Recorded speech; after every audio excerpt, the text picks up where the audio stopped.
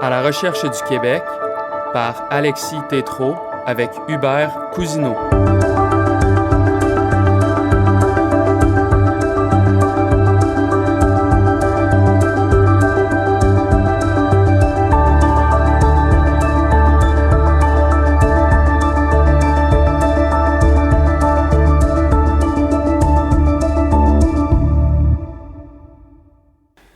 Chers auditeurs, soyez les bienvenus à ce tout premier épisode du balado À la recherche du Québec. Je me présente, Alexis Tétrault, doctorant en sociologie. Depuis que j'ai intégré le monde universitaire, je suis fasciné et, il va sans dire, découragé de voir le peu d'intérêt que l'on porte au Québec et aux chercheurs qui étudient le Québec. Pour reprendre les mots de Robert Laplante, nous sommes devenus exotiques pour nous-mêmes tellement nous nous connaissons mal. C'est pourquoi j'ai mis sur pied ce projet de balado. Je veux offrir une tribune aux universitaires, aux intellectuels, aux écrivains, aux essayistes qui se passionnent pour un aspect de la question québécoise, ou pour la question québécoise en général.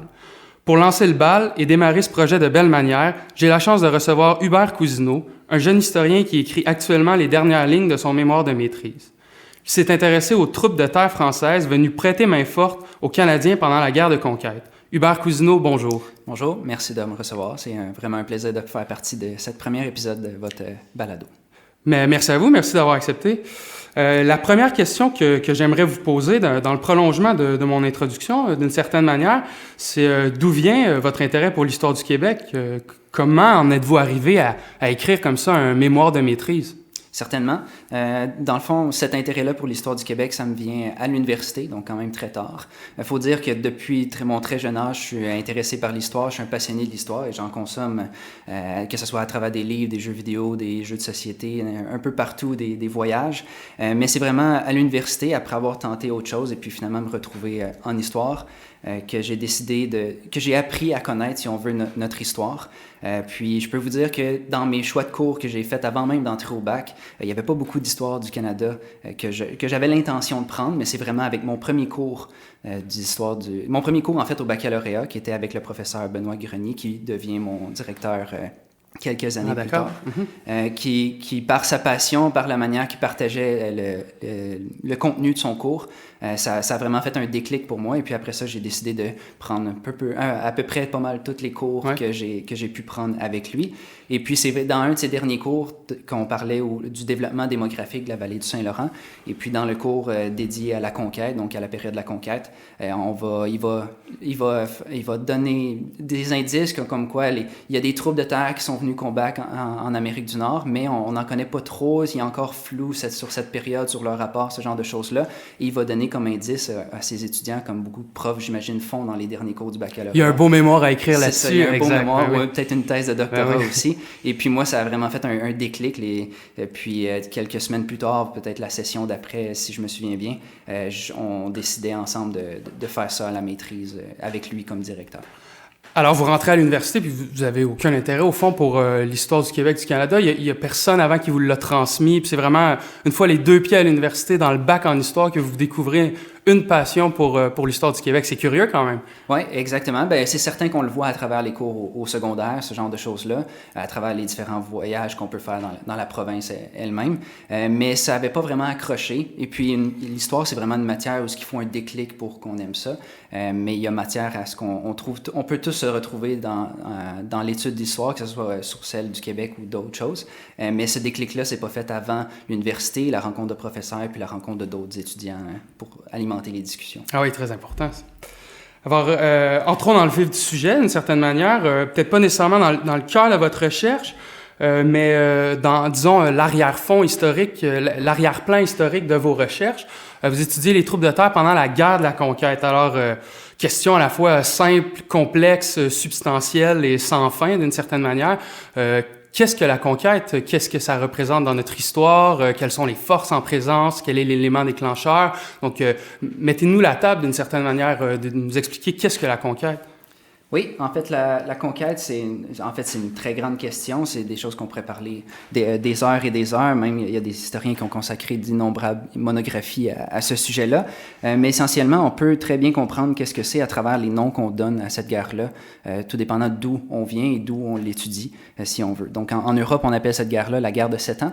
Donc, parce que effectivement, c'est une guerre qui oppose la France aux Britanniques avec leurs alliés respectifs, autant en Europe, mais aussi à travers leurs colonies. Donc, c'est vraiment une des premières guerres mondiales, si on veut.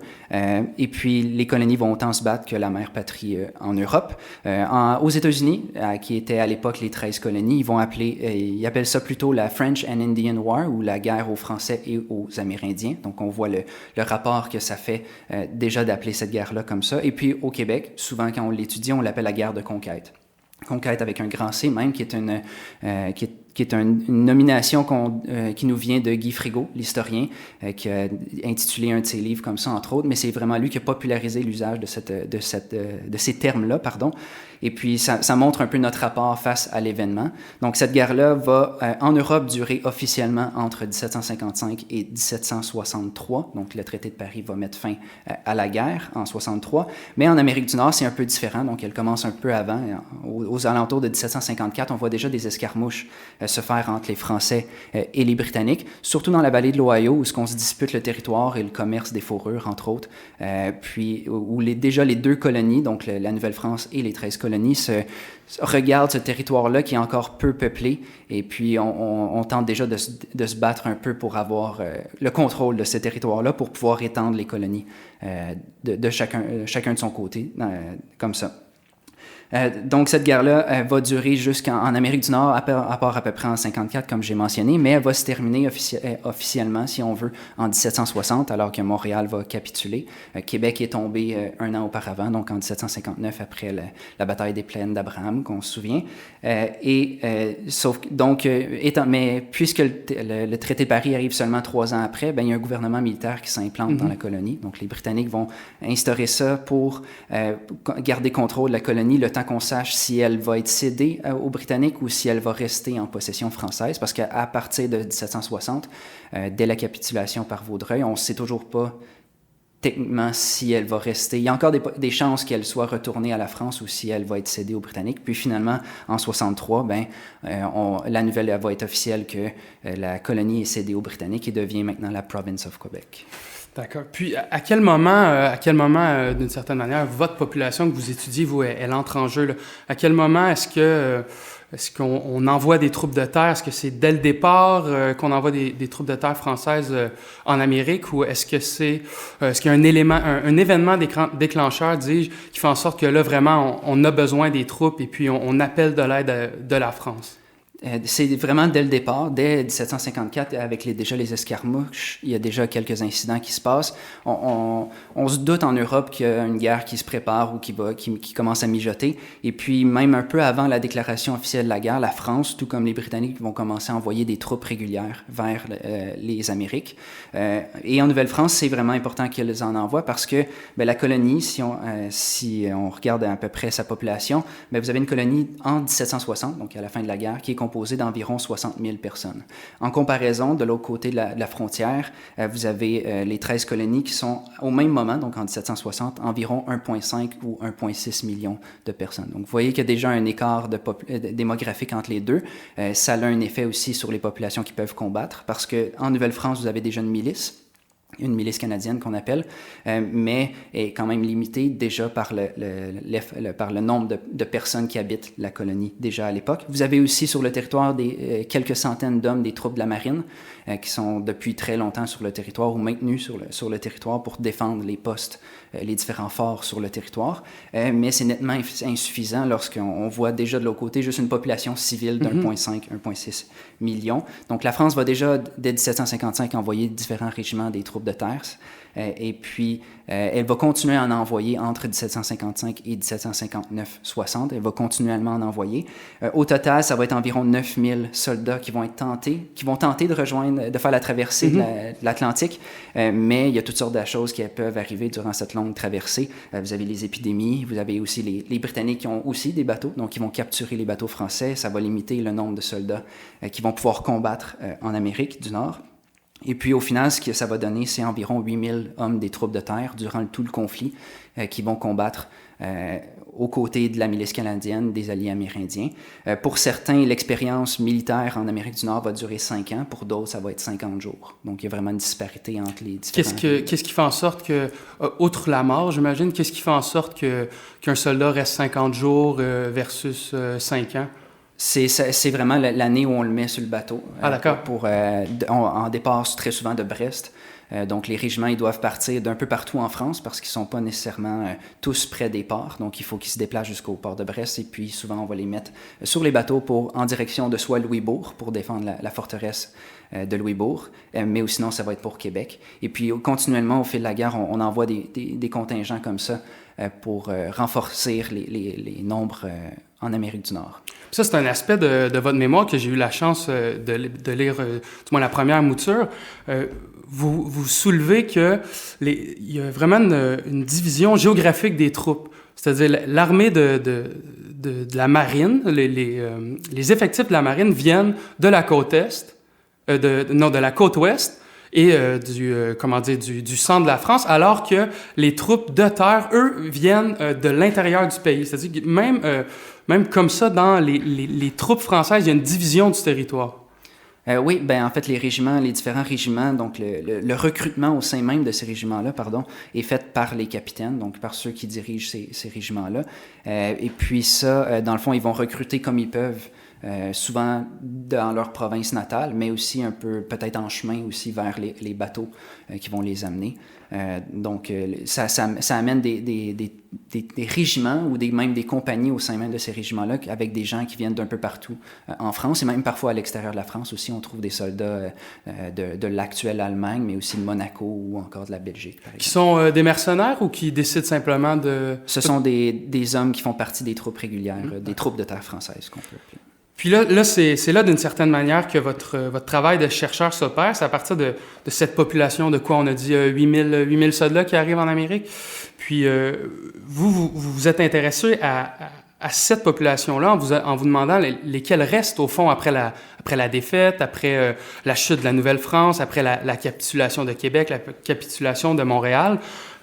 Peut-être nous dire, on parle de quel genre de population, combien partent, combien restent. Est-ce que c'est légal de rester parce que officiellement la colonie devient une possession britannique, quoi, puis ce sont quand même des militaires. Est-ce que ça devait pas être très bien vu, être très bien reçu que des militaires comme ça restent dans un territoire conquis? Effectivement.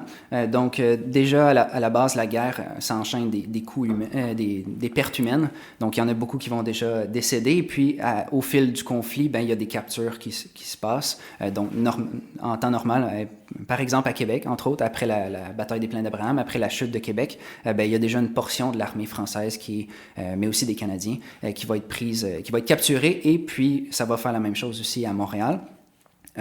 Par la suite, comme vous l'avez mentionné, c'est un peu ambigu pour les Britanniques en contrôle de la colonie parce que vous avez à la fois la population canadienne et parmi eux, vous avez des soldats ennemis qui ont été vaincus et puis là, vous savez, qui sont très loin de leur territoire natal et vous savez pas trop quoi faire avec. Donc, le premier réflexe, ça va être de les mettre sur les bateaux le plus rapidement possible. Mais au même moment, comme dans toute guerre de l'époque, vous avez une forte désertion. Donc, c'est un problème qui se trouve dans les deux armées. Et celle française, au fur et à mesure que la guerre avance et puis que les défaites commencent à s'enchaîner à partir de 1758 jusqu'en 1760, il y a certains soldats qui vont commencer à penser à la désertion ou à déserter, mais la désertion, c'est illégal. Donc, techniquement, les deux armées, que ce soit celle française, les autorités françaises ou les autorités britanniques, doivent pourchasser ces désertions-là et puis les amener devant la justice. Est-ce que ça va être fait ou est-ce que ça va être fait au meilleur des capacités coloniales? On est en pleine guerre, c'est assez difficile à juger. Donc, certains de ceux qui restent, c'est des gens qui ont fait la désertion, mais aussi, j'ai trouvé qu'il y avait certaines exemptions qui pouvaient être obtenues de la part des autorités britanniques, donc du gouvernement militaire, pour des soldats qui étaient déjà mariés dans la colonie. Donc, principalement, les soldats que j'ai pu trouver proviennent de là ou de la désertion, mais il existe encore un flou historiographique par rapport à ce qui se passe avec ces hommes-là, une fois qu'ils sont capturés ou une fois qu'ils sont démobilisés par la France. Et puis, qu'est-ce qui fait en sorte qu'un soldat comme ça français des troupes de terre qui n'a jamais vraiment vécu en Nouvelle-France, outre pendant le conflit, en fait, qu'est-ce qui fait en sorte qu'un de ces soldats voudrait rester en Amérique? C'est quoi le facteur déterminant? Qu'est-ce qui l'amène à déserter? Ce qui est quand même un geste lourd de conséquences. C'est quoi? Est-ce qu'il y avait la peine de mort pour les déserteurs ou... En temps normal, oui. Oui, si en temps normal. Pas. Alors, qu'est-ce qui fait en sorte que des soldats comme ça prennent la chance d'être confrontés à la peine de mort pour rester plus en Nouvelle-France, puisqu'elle est conquise, mais disons au Canada ou dans la province of Québec? Oui. Dans le fond, c'est un risque à prendre pour ces soldats-là, entre autres, de ce que j'ai pu voir. La Nouvelle-France ou juste le monde laurentien, c'est un très vaste territoire, donc il y a toutes sortes de moyens de se cacher parmi la population. Mais le facteur déterminant qui les motive à rester, que j'ai pu observer, c'est le mariage. Donc, c'est le mariage à une Canadienne, ce qui peut paraître surprenant parce que, comme je l'ai mentionné précédemment, ces hommes-là sont là depuis au maximum 5 ans. Donc, c'est un territoire, la Nouvelle-France est pour eux, avant ces 5 ans-là, un territoire inconnu, qui n'ont probablement pas de famille là.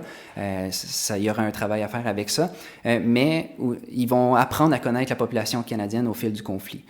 Au début de la guerre, les combats se font principalement à l'extérieur du territoire laurentien. Donc, ils se font principalement dans la région des Grands Lacs ou du lac Champlain. Les Français tentent de garder les combats à l'extérieur du territoire. On les mobilise aux frontières, dans le fond, où il y a les... Exact. Et puis, on va, entre autres, se battre, entre autres, il y a la célèbre bataille de Carillon, entre autres, en 58, qui est dans... mais plus le territoire commence à se resserrer avec les défaites, et puis juste la pression britannique qui s'accumule sur le territoire français, vous avez... De plus en plus de temps est passé par les troupes au sein même, parmi la population canadienne. Et puis, il faut dire aussi qu'au 18e siècle, la guerre ne se fait pas 365 jours par année, elle se fait seulement l'été, lorsqu'il n'y a pas de neige, parce que l'hiver, dans le fond, avec toute la question de ravitaillement, le déplacement des troupes, la neige et puis la température empêchent de faire des combats efficaces, si on veut, entre guillemets. Parce qu'à l'époque, l'armée de terre se bat encore en ligne, la vieille méthode de... Si possible, donc ça va se faire à Québec, entre autres. Sinon, très souvent, ça va être des escarmouches ou des petites batailles par-ci et là. Il va y avoir quelques sièges, entre autres. Mais comme c'est pas un territoire aussi défriché ou aussi... si on retrouve pas peut-être des champs de bataille parfaits ou à l'européenne, si on voudrait dire, comme on retrouverait autant plus facilement en Europe. Puis en même temps, une fois que cette guerre-là est faite après la fin de l'été, si on veut, toutes les troupes, que ce soit les Britanniques ou les Français, retournent chacun chez eux, le temps de laisser passer l'hiver.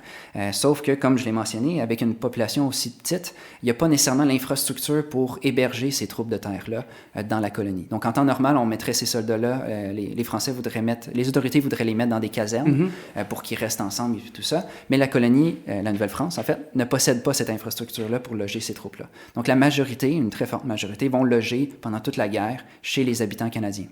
Donc c'est vraiment, on donne une solde aux Canadiens qui héberge au moins un militaire.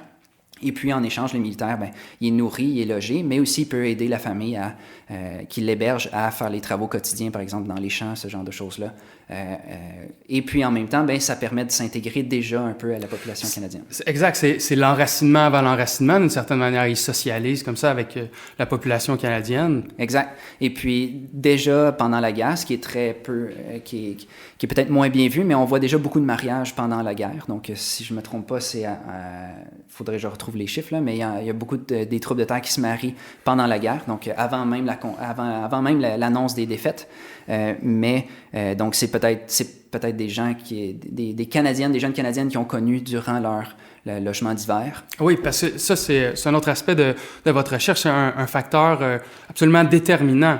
Les soldats comme ça ne se marient pas aux frontières ou ils se marient pas dans les territoires qui sont en guerre. Ils se marient à l'endroit où ils sont établis pendant l'hiver, dans leur lieu de sociabilité, avec les familles. Bon, telle Canadienne aimerait bien se marier, il y a tel soldat qui serait aussi célibataire, c'est bien ça?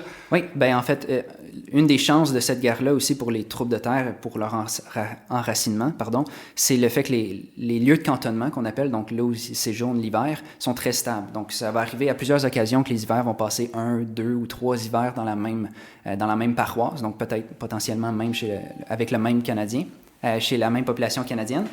Et donc là, ça permet de déjà s'intégrer avant de s'enraciner pour de vrai. Et puis là, ça lui permet de connaître la population, de s'intégrer, peut-être déjà de travailler un peu. Et puis, il y en a plusieurs qui vont avoir l'occasion de se marier. Pour ce faire, ils doivent obtenir un témoignage de liberté au mariage, parce que techniquement, ils sont en guerre. Mais il y en a plusieurs vont l'avoir, et puis déjà, il y en a qui vont commencer à se faire une vie en Amérique du Nord avant même la fin de la guerre. Mais il y a quand même beaucoup de mariages après la guerre qui vont se faire, de premiers mariages, si on veut, de ces troupes-là. Puis, ce qu'on remarque aussi, de ce que j'ai pu remarquer avec mon outil informatique, c'est que les troupes de terre vont parfois revenir dans leur lieu de cantonnement parce qu'il y en a une très grande proportion se marient et s'implantent dans la même région où ils ont logé au moins un hiver durant la guerre. Est-ce qu'il y a des grands foyers comme ça? Est-ce qu'il y a des endroits où on cantonne plus qu'à d'autres? Est-ce qu'il y a des villages de choix pour s'implanter durant l'hiver, en fait? Oui, dans le fond, étant donné que la guerre est principalement dans la région des Grands Lacs et puis le lac Champlain, donc les lieux de cantonnement vont être principalement dans ce qu'on appelle le gouvernement de Montréal, donc la région de Montréal, parce que c'est plus près de là où on prévoit combattre le prochain été. C'est seulement avec la chute de Louisbourg en 1758 que là, le Québec commence à pouvoir être attaqué par les Britanniques. Donc là, il y a certains régiments qui vont commencer à loger plus vers Québec, dans la région de Québec ou à Trois-Rivières. Mais c'est principalement dans la région de Montréal qu'on voit des gens logés, des soldats logés l'hiver. Et puis, ça va avoir un effet aussi sur les lieux d'établissement. Donc, parmi les foyers, il y en a plusieurs qui s'établissent dans les mêmes paroisses. Mais par exemple, le Richelieu est un territoire très, très commun pour les troupes de terre, Chambly, Pointe-Olivier, Saint-Denis-sur-Richelieu, ce genre d'endroits-là.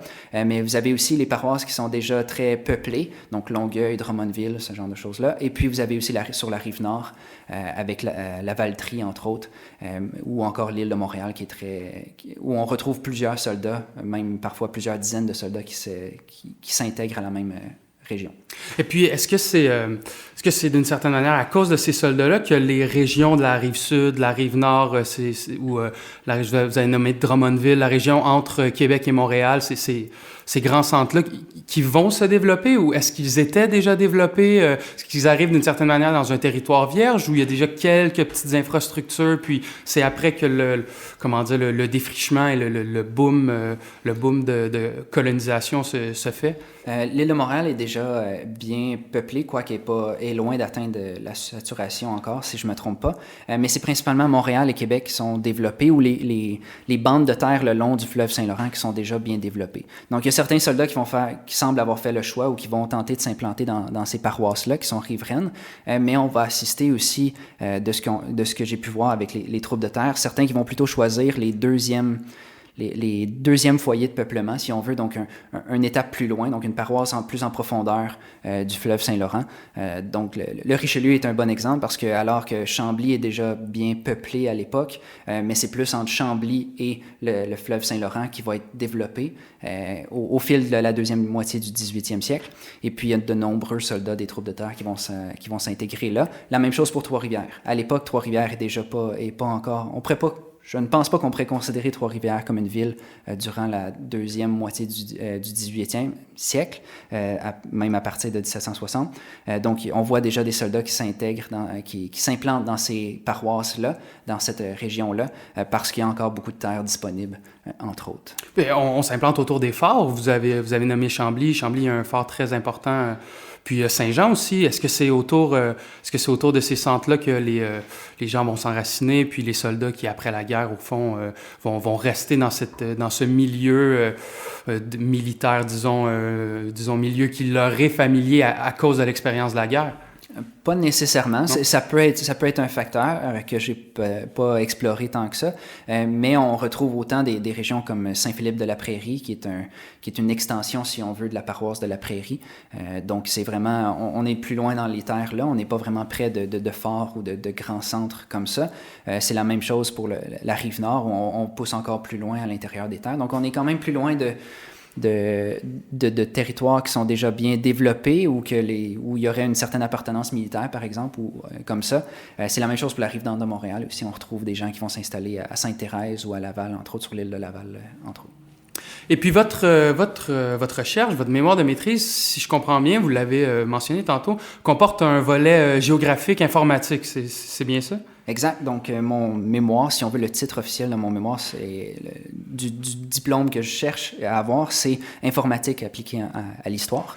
Donc, c'est le fait d'écrire un mémoire en histoire, mais d'intégrer un outil informatique sous quelconque forme et qui s'intègre directement à l'analyse. Donc, on n'ait pas le choix vraiment d'avoir l'outil informatique pour bien comprendre l'analyse. Et c'est ce que j'ai décidé de faire. Puis comment ça... en quoi le volet informatique, au fond, rend possible cette recherche-là? Qu'est-ce que vous avez... Vous avez dit que vous utilisiez des cartes informatiques, je crois. Qu'est-ce que vous avez cartographié? Qu'est-ce qu'on retrouve, au fond, sur votre volet informatique? Oui, donc déjà, on en parlait un petit peu avec les lieux d'établissement, mais donc une composante importante de l'enracinement, que pour n'importe quelle population immigrante à travers le temps, c'est la question géographique. Donc, c'est un parcours géographique qu'on peut suivre. Et puis, c'est ce que l'outil informatique apporte à mon analyse, c'est de pouvoir faire ça. Pour y arriver, ça prend plusieurs sources, parce que déjà, à la base, il faut identifier les soldats des troupes de terre, et puis il faut colliger l'information biographique et géographique par rapport à ces troupes-là, mais aussi à leurs familles, à leurs femmes, à leurs épouses, à leurs enfants. Et puis pour ça, avant 2009, c'était pas totalement possible d'identifier les troupes de terre, qui ils étaient. On savait qu'ils étaient là, on savait qu'il y en avait qui étaient restés, mais les identifier, mettre un nom sur ces individus-là, c'était plus difficile. C'est vraiment le projet Montcalm. C'est ce qui rend possible, c'est le projet qui a rendu possible, en fait, vos recherches. Exact. Donc, Marcel Fournier, qui est un historien généalogiste, va mener le projet Montcalm, qu'on appelle à l'occasion des commémorations du 250e anniversaire de la bataille des Plaines d'Abraham, donc en 2009. Donc, ils vont publier un livre et qui va recenser qui va identifier en fait l'ensemble, ou près de 94 ou 95%, donc presque l'ensemble des troupes de terre qui ont combattu en Amérique du Nord. Donc, ils vont leur mettre un nom, les dates importantes par rapport à ces individus-là, les différents sobriquets aussi qu'ils portent, mais aussi... C'est-à-dire? Donc, des surnoms. Donc, souvent, encore aujourd'hui, on a la même pratique dans l'armée. Donc, c'est de donner un surnom à cette personne-là. Il y en a aussi farfelus que vide-bouteille ou prêt à boire, mais vous en avez qui font plus attrait à la personne, donc l'éveillé, le grand. Des noms qui sont restés. Exact. Donc, des fois... Il y a toujours un risque pour des immigrants que le sobriquet, que ce soit une population militaire ou civile, que le sobriquet par lequel on les connaît supplante un peu le patronyme qu'ils ont et qu'il soit transmis aux enfants. Donc, c'est pour ça. Ça ne veut pas nécessairement dire que quelqu'un aujourd'hui qui porte un de ces surnoms-là, qui soit directement relié à une population militaire ou autre, mais c'est quand même un indice que ça a pu arriver au cours du temps. Donc, par exemple, des gens dont le nom de famille est Larose. Donc, Larose, c'est un surnom qu'on retrouve qui est très commun parmi les militaires, entre autres au 18e siècle. Donc, c'est une possibilité. Mais ça, c'est une question de généalogie qu'il faudrait faire cas par cas. Mm-hmm. Et puis, donc, c'est ça, une fois le travail d'identification est fait, il faut maintenant trouver l'information par rapport à leur famille, par rapport à leurs enfants. Et puis ça, c'est là où la deuxième source sur laquelle je me base, c'est le PRDH, donc le Programme de recherche en démographie historique de l'Université de Montréal, qui est piloté par Lisa Dillon. Donc, ces informations-là, donc eux autres, depuis plusieurs décennies, ce projet-là collige l'information biographique sur l'ensemble ou l'ensemble possible des Canadiens ou des personnes qui ont habité la vallée du Saint-Laurent depuis les tout débuts, donc depuis 1608. Donc, on collige cette information-là et je crois qu'aujourd'hui, ils sont capables de faire la recension jusqu'en 1830, donc ça cadre parfaitement bien avec mon sujet de maîtrise. Donc, c'est avec un accès privilégié à ces bases de données-là, donc autant celle du PRDH que celle du projet Montcalm, tout en complétant avec les données du fichier Origine, qui est une autre base de données sur les militaires, que j'ai pu colliger toutes sortes d'informations. Sur quelle population exactement? Peut-être rappeler, parce que là, on s'entend que vous n'étudiez pas là, les 8000 soldats qui sont arrivés en Nouvelle-France. Non. C'est quelle population exactement que vous étudiez? Quel échantillon, si c'est bien le nom? Oui, donc ceux que j'étudie, c'est ceux qui sont restés, mais pour avoir des traces de s'ils sont restés ou non, il faut qu'ils laissent des traces matérielles, donc des archives qui vont se retrouver dans les fonds d'archives qu'on peut étudier aujourd'hui. Et puis souvent, c'est les gens qui se sont mariés qui ont laissé des traces. Parce qu'avec le mariage, les naissances qui vont résulter de ces unions-là, ça donne des actes notariés. Donc, c'est ce que le PRDH collige, c'est des actes notariés. Donc, c'est les baptêmes, mariages, sépultures, témoignages de liberté au mariage aussi, entre autres. Donc, qui sont colligés au fil du temps dans la colonie, que ce soit pour les Canadiens, mais aussi pour les troupes de terre. Donc, c'est sur ça que je me base. La population est principalement des soldats qui vont se marier. En fait, uniquement, c'est des soldats qui vont se marier puisqu'ils laissent des traces. Ça rend la chose plus difficile. C'est une des limites, entre autres, de mon projet de maîtrise, c'est que je ne peux pas étudier ceux qui sont restés cibataires et qui seraient restés passer le reste de leur vie en Amérique du Nord. Donc, ces gens-là laissent plus difficilement des traces qui se rendent à nous aujourd'hui. Mais si je me souviens bien, l'historien Yves Landry, qui avait déjà travaillé sur certains des régiments des troupes de terre, estimait, si on veut, ces gens-là qui sont restés célibataires puis qui ont immigré durablement sur le territoire à peu près 10% de ceux du nombre total de restés. Donc, j'avais pas parlé du chiffre tantôt, je pense que j'ai oublié de le mentionner. Je crois pas. Là, on parle du chiffre de mariés, n'est-ce pas? Exact. Donc, ceux mariés... Ça représente combien, excusez-moi? Donc, le projet Montcalm avait identifié environ 722 soldats qui se sont mariés en Nouvelle-France. Certains vont décéder durant le conflit, d'autres vont repartir après la guerre, ou d'autres vont tenter de s'implanter puis vont repartir, vont émigrer, soit en France, soit dans les États-Unis lorsqu'ils vont être fondés, ou vers, entre autres, Détroit aussi, qui est un endroit propice au commerce, entre autres. Donc, au final, ce que ça laisse, c'est environ 556 soldats qui vont s'implanter durablement dans la vallée du Saint-Laurent. Donc, ils vont y décéder au cours de la deuxième moitié du 12e siècle. Ah oui, d'accord, parce que 18e siècle. Pour confirmer le tout, vous regardez l'acte de sépulture en vous disant, bon, cette personne-là a vraiment immigré puisqu'elle est morte dans la vallée du Saint-Laurent. Exact. Donc, décédée et enterrée dans la paroisse, par exemple, de Chambly. Puis de ces environ 500, combien vous avez dit déjà? En ce moment, de ce que j'étudie, c'est 556. Il m'en manquait un petit peu pour atteindre pour partir du chiffre initial relevé par le projet Montcalm, mais c'est dans ces alentours-là. De ces 556, là, vous avez fait un travail de cartographie, un travail informatique. Qu'est-ce qui en ressort? Puis peut-être nous expliquer visuellement à quoi ressemble votre projet, au fond. Oui, donc avec ces informations-là, ce que j'ai fait, c'est une base de données. Donc, à partir de 2 bases de données, j'ai fait ma propre base. Et puis, avec ça, j'ai importé les données géographiques sur un système de cartes numériques. Donc, on appelle ça un système d'information géographique. Donc, c'est un Google Maps, si on veut, que j'ai modifié pour ajouter l'information que je veux y transmettre. Et puis, j'ai plusieurs volets là-dessus. J'ai un volet, par exemple, sur la guerre de conquête. Donc, on peut suivre les événements de la guerre de conquête avec les événements qui sont géoréférencés au meilleur de mes capacités. Et puis, j'ai une autre section sur, par exemple, les lieux de naissance des troupes de terre. Donc, en France, on est capable de voir où sont nés les soldats pour voir s'il n'y a pas une corrélation entre tel homme qui s'implante par la suite dans telle paroisse. Ah, ben il y en a un autre qui s'implante aussi là, mais il provient d'une autre région. OK, il n'y a peut-être pas de parallèle à faire là, mais des fois, il y a des choses à tirer de ça. C'est-à-dire que des gens en France auraient pu se connaître puisqu'ils sont nés au même endroit, et puis rendus en Amérique, ils se seraient enracinés au même endroit aussi. Ça peut arriver. Là, faudrait y aller cas par cas. Puis, ce qui est un peu dommage avec une étude macroscopique comme celle-ci, donc c'est quand même 570 soldats. C'est-à-dire une recherche très, très large qui ne s'applique pas aux détails. C'est ça. ce qui est plate, c'est justement qu'on ne peut pas atteindre ces détails-là, ces détails intéressants puis qu'on voudrait lire. Mais c'est plus les tendances que je cherche à développer, ce que je cherche à illustrer, si on veut. Entre autres, illustrer à l'aide du système d'information géographique, mais aussi à l'aide des mots dans le mémoire. Et puis donc, mais le plus grand volet de mon système d'information géographique, c'est vraiment de suivre les parcours de ces troupes de terre-là. Donc, par exemple, vous allez avoir un soldat qui va se marier à la Prairie en 1757, par exemple, et puis vous allez voir qu'il y a eu 6 enfants dans la même paroisse, et puis qu'il est décédé dans la même paroisse. Donc ça, on peut déjà juger une partie de son implantation, de son enracinement, en montrant que il s'est marié au moins une fois, il y a eu des enfants, puis il est toujours resté au même endroit, donc il n'y a pas eu vraiment de mobilité de la part de cet individu-là, il était assez sédentaire. Au contraire, vous allez avoir une moins grande portion de ces troupes-là qui vont devoir se déplacer ou qui vont peut-être faire 2 tentatives d'implantation. Donc, ils vont par exemple s'installer à Boucherville et puis là, au décès de leur épouse, vont se relocaliser, par exemple, dans la région de Québec, vont épouser une autre Canadienne et puis s'intégrer durablement là, à ce moment-là. Parce que les chemins de l'enracinement sont multiples et puis c'est... Le chemin idéal, ça serait de trouver, pour un soldat d'épouser une Canadienne, d'avoir des enfants et puis de transmettre ce qu'il a accumulé au cours de sa vie à ses enfants.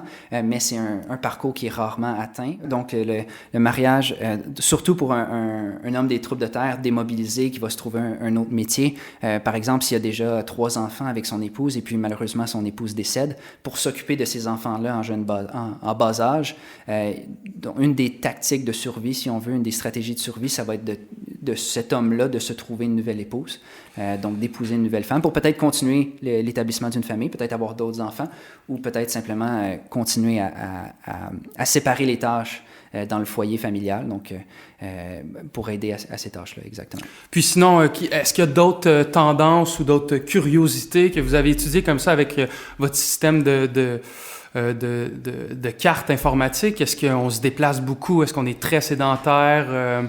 Est-ce qu'on essaime comme ça des populations dans des territoires très, très loin? Est-ce qu'on défriche? Peut-être nous dire les grandes tendances, en fait, les conclusions auxquelles vous en arrivez. Oui.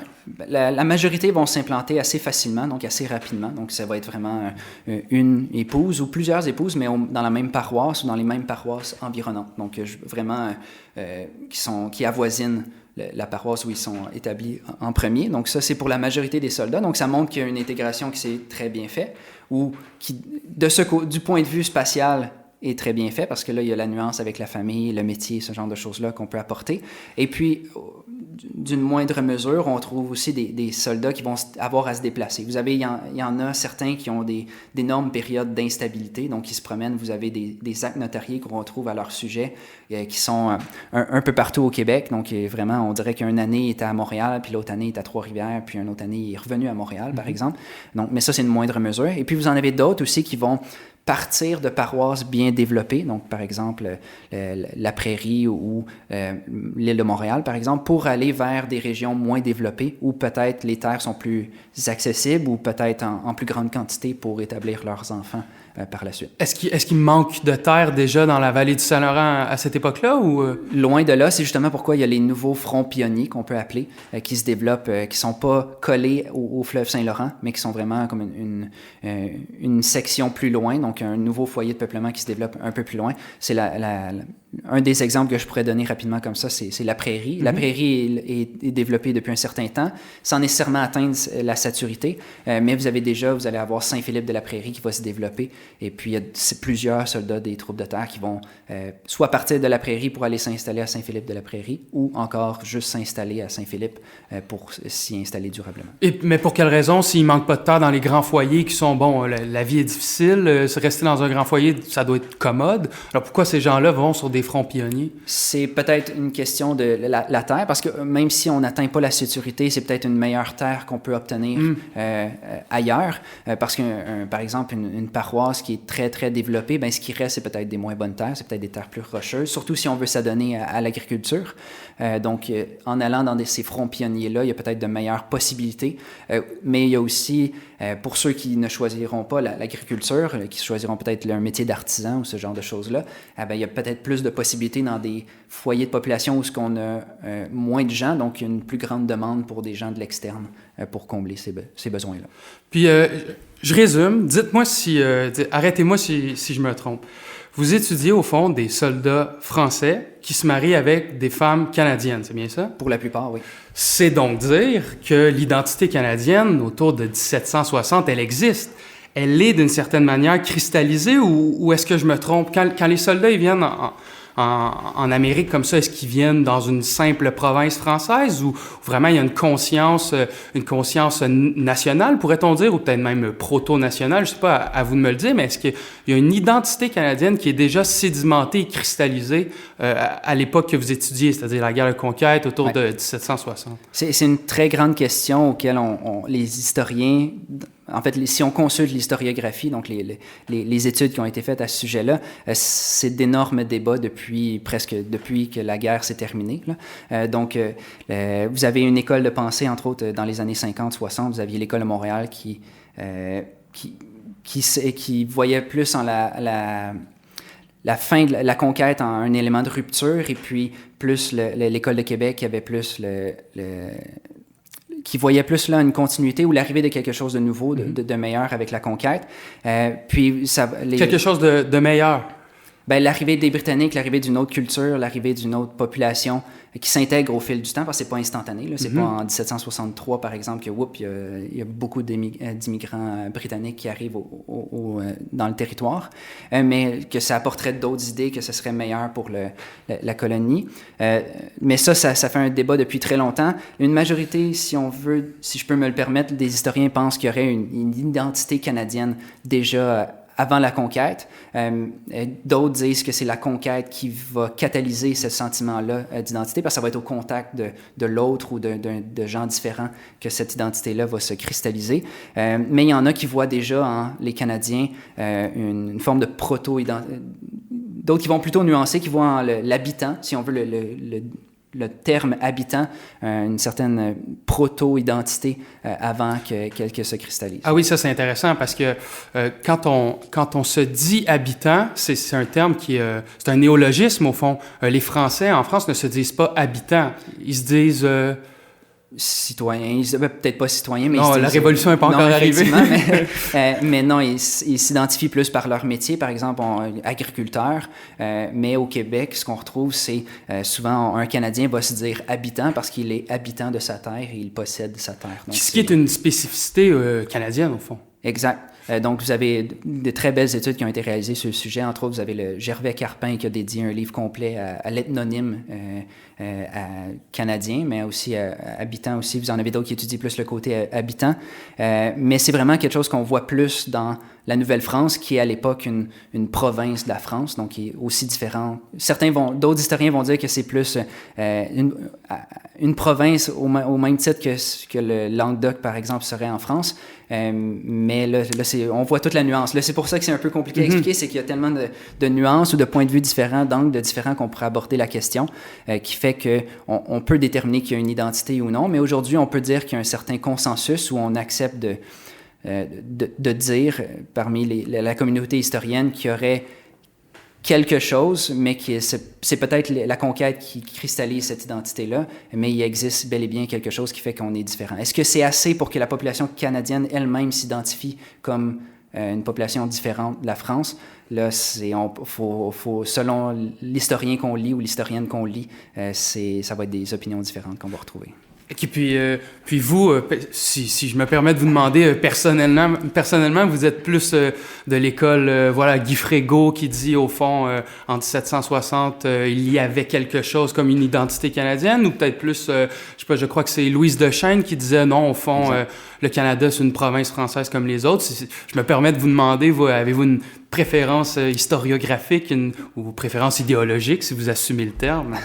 Au regard des troubles de terre, j'aurais tendance à dire qu'il y avait quelque chose, parce que autant que ces soldats-là sont des Français, donc des immigrants dans la colonie. Il y avait quelque chose, vous voulez dire, il y avait quelque chose comme une identité canadienne à l'époque? Exact. Donc, quelque chose qui est peut-être pas connu des Canadiens même, ou avec laquelle on s'identifie parmi les contemporains, donc les gens au 18e siècle, mais il existe bel et bien quelque chose qui fait que cette population-là est différente de sa mère patrie, parce que, entre autres, au regard des troubles de terre, on retrouve des troubles de terre qui vont s'identifier eux-mêmes comme habitants plus tard dans le 18e siècle. Donc, qui ont pris cette terminologie proprement canadienne puis qui l'a fait leur, au fond. Exact. Donc, c'est pas quelque chose qui est comme c'est pas quelque chose qui est commun en France à la même époque. Donc, le fait qu'ils s'intègrent dans la vallée de Saint-Laurent, et puis au lieu de dire « moi, je suis agriculteur » ou « je suis cultivateur », ils vont dire « je suis habitant » dans les actes notariés. Donc, les actes notariés que j'ai parlé un peu plus tôt, donc souvent, ils vont identifier leur profession. Donc, il y en a certains. C'est pas un très grand nombre, mais il y a quelques petits indices par-ci, par-là qu'on voit de soldats, d'anciens soldats qui vont se dire « habitants du Canada ».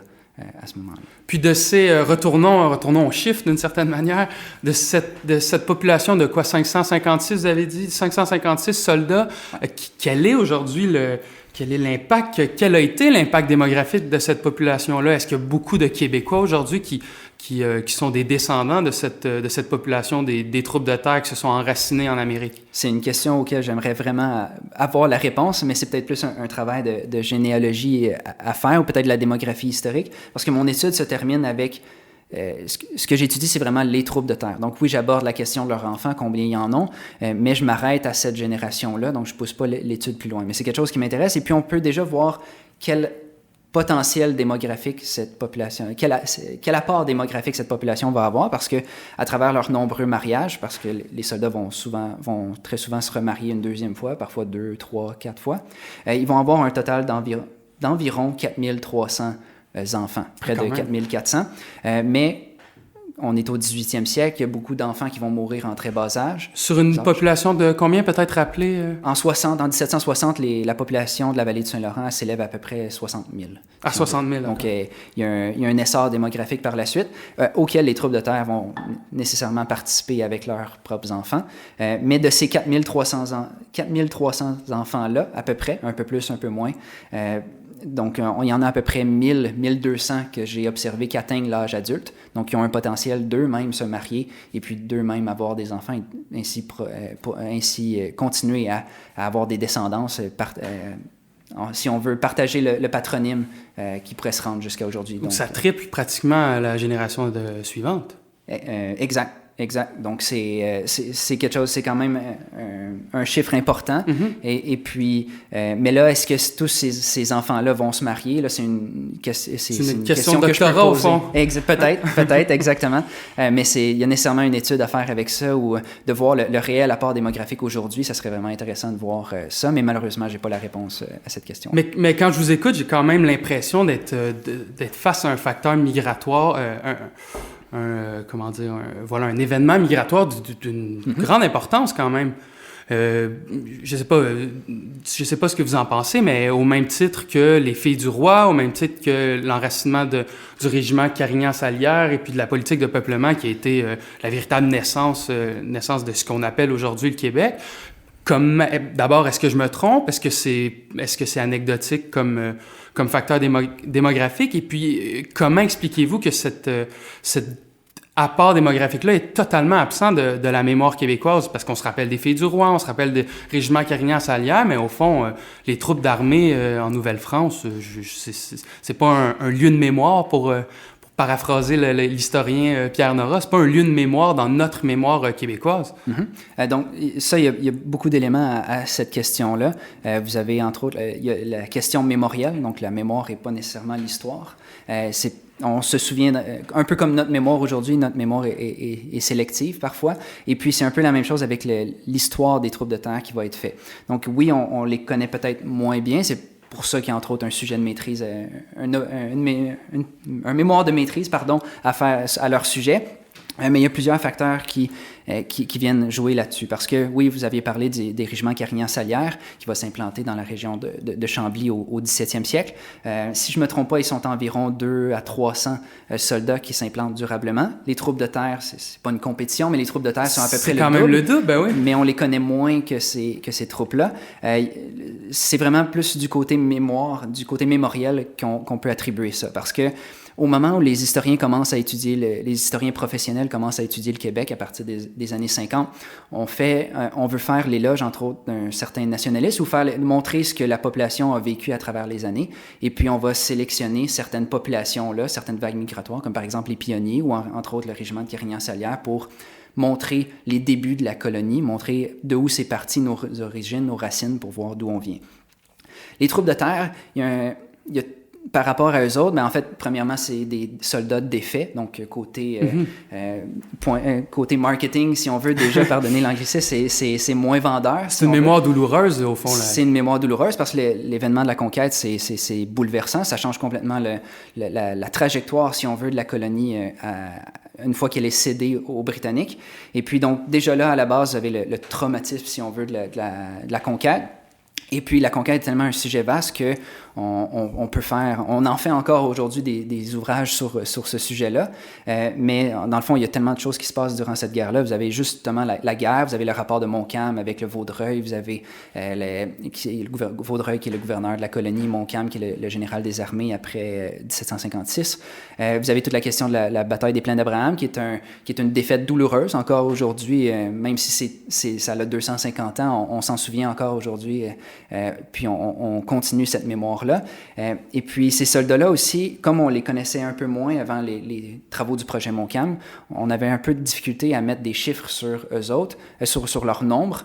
Et puis aussi, comme le fait que la colonie devient britannique par la suite, on assume qu'il y a une rupture ou que, en fait, tous ceux qui étaient dans la colonie, ou une bonne partie de ceux qui étaient dans la colonie repartent vers la France. Donc ça, c'est un mythe, entre autres, qui a été déboulonné au fil des ans, mais le mythe de la décapitation sociale, donc qui suit la conquête. Pouvez-vous peut-être élaborer un peu, l'expliquer? Qu'est-ce que le mythe de la décapitation sociale? En fait, qu'au moment de la conquête, une fois la colonie est défaite, que l'ensemble de l'élite serait reparti en France et aurait laissé la colonie dans un piètre état, si on veut. Là. Peut-être que je paraphrase mal, mais donc il y aurait ça, et qu'avec eux, il y aurait eu beaucoup de Canadiens qui seraient repartis.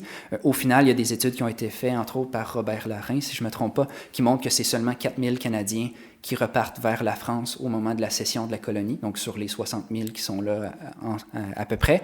C'est quand même un nombre considérable, mais l'élite, c'est quelques centaines qui seraient repartis parmi ces 4000 Canadiens-là. Sur les bateaux, ils sont joints par les troupes de terre qui retournent en France aussi, donc il y a peut-être ça, le fait que beaucoup d'entre eux repartent et que ceux qui restent se sont peut-être cachés par désertion ou ont tenu des dispenses. Donc, il y a peut-être ça aussi qui joue dans le côté de la mémoire. Et puis, oui, donc c'est vraiment une question de mémoire. Au fond, c'est que ce que vous nous dites, c'est que dans la mémoire collective, dans la mémoire québécoise, la conquête n'est pas associée à une migration, mais bien une émigration. C'est-à-dire on quitte la colonie, en fait. Exact. Donc, c'est vraiment un endroit où on vient se battre, et puis là, la guerre se termine, et puis, il y a une bonne partie de la population qui quitte vers la France ou qui retourne vers la mère patrie. Mais effectivement, c'est très rare qu'on voit qu'une guerre amènerait une population à s'implanter durablement, mais c'est un peu le cas avec les troupes de terre qu'on voit, même si c'est un peu plus par la bande. Donc, ils sont déjà en Amérique du Nord depuis au maximum 5 ans, et puis ils décident de rester, mais ils le font de manière un peu, soit par des exemptions, soit par la désertion, entre autres. Ouais. Et pourtant, dites-vous dans la conclusion de votre mémoire de maîtrise, il existe quand même dans la conscience collective québécoise ou dans la mémoire québécoise des traces de ces troupes de terre-là. Seulement, on les retrouve pas nécessairement dans cette mémoire qu'on pourrait dire nationale, mais peut-être plus régionale. C'est-à-dire qu'en Abitibi, la mémoire de ces troupes-là persiste d'une manière ou d'une autre. Je ne sais pas si vous pouvez nous expliquer comment cette mémoire-là persiste. Oui, bien, juste avant, je me permets, je mentionne la mémoire des troupes de terre, mais ils sont pas pour autant oubliés de notre mémoire. Et on les connaît sur les Plains d'Abraham, on sait exactement comment ils étaient rangés sur la guerre, on sait comment ils ont participé, ce genre de choses-là. Il y a encore des études qui sont faites aujourd'hui sur leur participation militaire. On a plusieurs musées ou de lieux historiques qui témoignent de leur histoire, mais c'est plus le volet migratoire qu'on connaît moins d'eux. Et puis, leur mémoire à eux, donc leur nom, puis tout ça, oui, effectivement, on en retrouve en Abitibi. Ça, c'est quelque chose que j'ai découvert vers la fin de ma maîtrise. Mais donc, l'Abitibi, donc, au moment où le territoire de l'Abitibi-Témiscamingue a été ouvert pour la colonisation, donc à l'époque, au début du 19e siècle, du 20e siècle, pardon. Fait que 1900, dans les années 1900, toi. Exactement. À ces alentours-là, il y en a il y a certaines régions qui débutent avec la deuxième moitié du 19e aussi. C'est-à-dire 1850 à peu près? Un peu plus tard que ça, 1860, si je ne me trompe pas. Il faudrait que je vérifie les chiffres. Je vais laisser les historiens de cette région-là répondre à cette question-là. Mais oui, on au moment que le gouvernement et certaines élites, à la fois culturelles, certaines élites de la région, mais aussi le clergé, qui va faire la promotion de cette colonisation-là, de ce territoire-là, c'est fait directement en réaction à l'émigration de nombreux Canadiens vers les États-Unis. Donc, à l'époque, il y avait déjà les élites, mais aussi les autorités des lieux sont déjà très conscients qu'il y a beaucoup de Canadiens qui quittent vers les États-Unis pour peut-être des jours meilleurs ou peut-être des meilleures opportunités. Et puis, il y a une certaine peur qui règne qu'il y ait beaucoup trop de monde qui partent vers ces régions-là.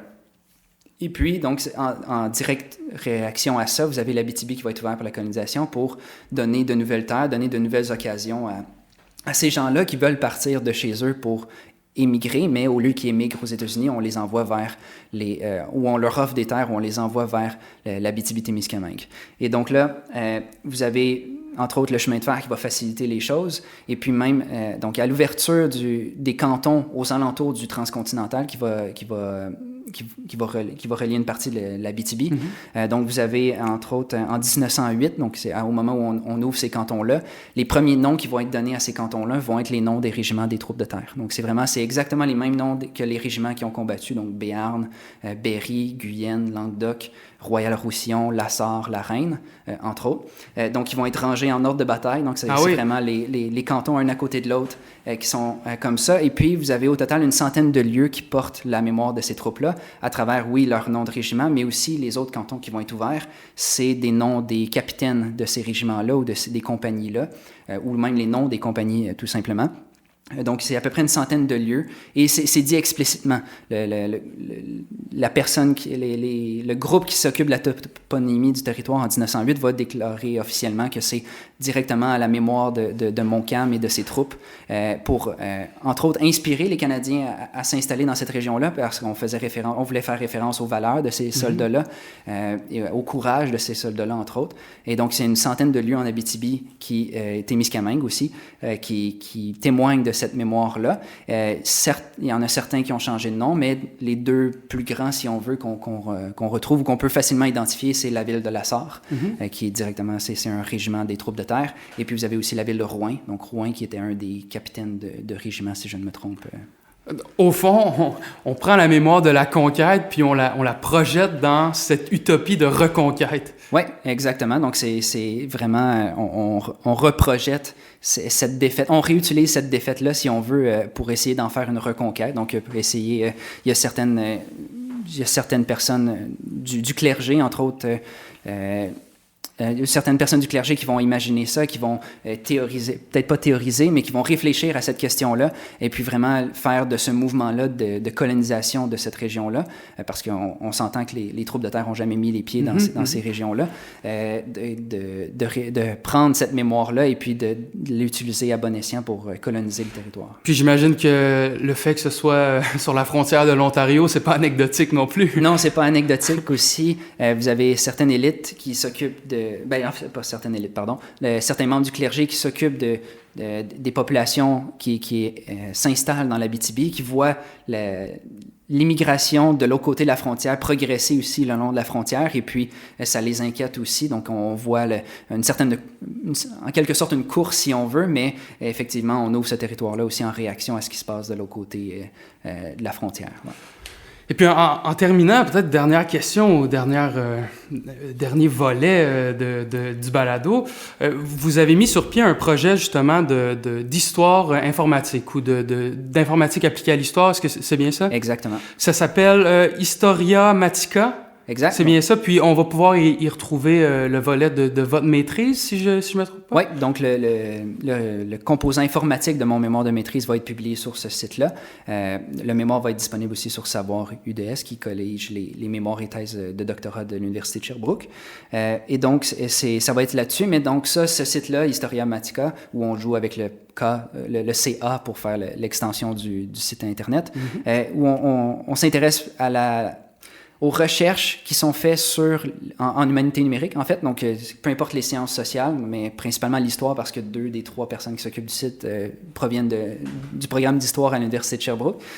Donc, on s'intéresse principalement à ça, mais on veut s'intéresser aussi aux autres humanités numériques. Donc, c'est la recherche qui se fait dans dans ces domaines-là, partout dans le monde. Donc, ce qu'on fait, par exemple, une des grandes parties de notre site web, c'est de colliger l'ensemble des projets qui sont faits sur peu importe les périodes. Entre autres, il y a une partie dédiée au Québec aussi.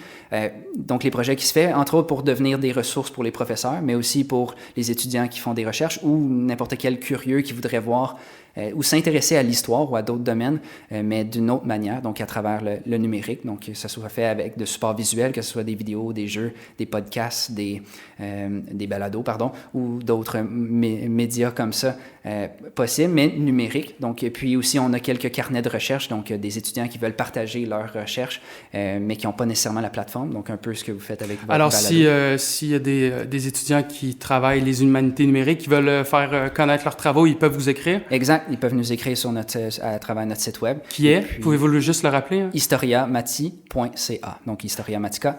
Il y a peut-être un projet de changer de nom avec cette ressource-là, mais c'est encore en développement. Donc, on reste avec cette extension-là pour l'instant. Ce lien-là pour l'instant. Hubert Cousineau, ce fut un vrai plaisir de vous recevoir. Je vous remercie d'avoir participé à ce tout premier épisode dans la recherche du Québec. Au très grand plaisir de lire votre mémoire qui, je l'espère, se métamorphosera en livre. C'est moi qui vous remercie. Ça fait très plaisir de participer à ce premier épisode. Merci à vous, chers auditeurs, d'avoir été à l'écoute. Je vous invite à nous suivre sur notre page Facebook, à la recherche du Québec, simplement. Vous pourrez trouver les liens pour nous écouter ou nous réécouter. Puis vous pourrez aussi trouver le lien vers notre cagnotte PayPal où il vous est possible de faire un don, une contribution financière. Notre balado est une initiative personnelle, donc bénévole.